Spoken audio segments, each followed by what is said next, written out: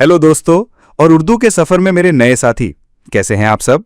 उम्मीद करता हूं खैरियत से होंगे।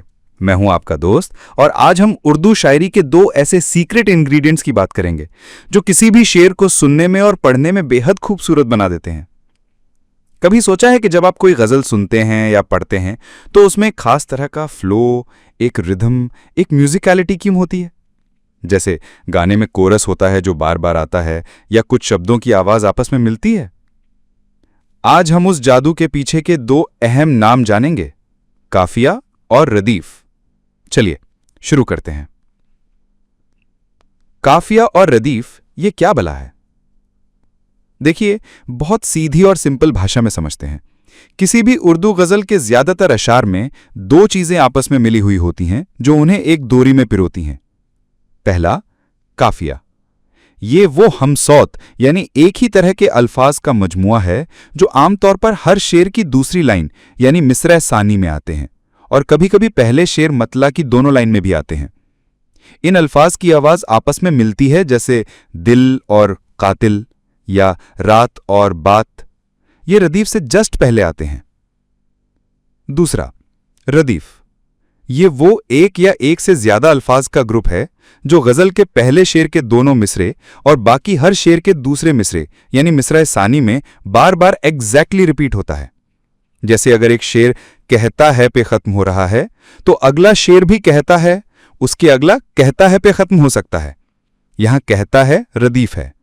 तो समझे, काफिया वो लफ्ज हैं जिनकी आवाज मिलती है और वो रदीफ से पहले आते हैं, और रदीफ वो अल्फाज हैं जो शेर के एंड में बार बार रिपीट होते हैं।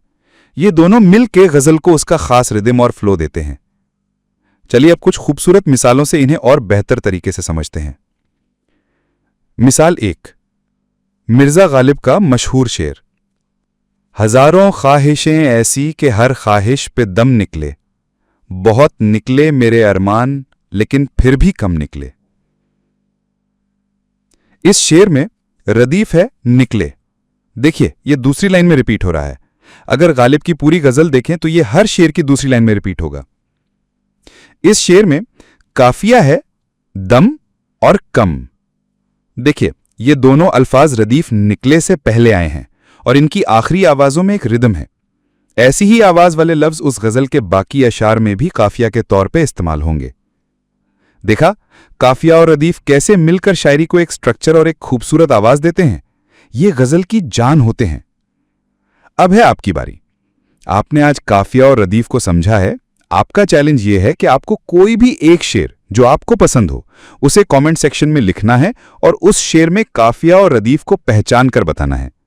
अगर आपका जवाब सही हुआ या आपने कोई बहुत ही इंटरेस्टिंग शेर चुना तो हो सकता है मैं अगले वीडियो में आपके कमेंट को फीचर करूं। तो चलिए शुरू हो जाइए। ढूंढिए अपना पसंदीदा शेर और उसके काफिया और रदीफ को आइडेंटिफाई कीजिए। उम्मीद करता हूं यह वीडियो आपके लिए हेल्पफुल रहा होगा। अगर हां तो इसे लाइक करना मत भूलना और चैनल को सब्सक्राइब जरूर कर लेना ताकि उर्दू वाला के और भी राज आप तक पहुंचते रहें।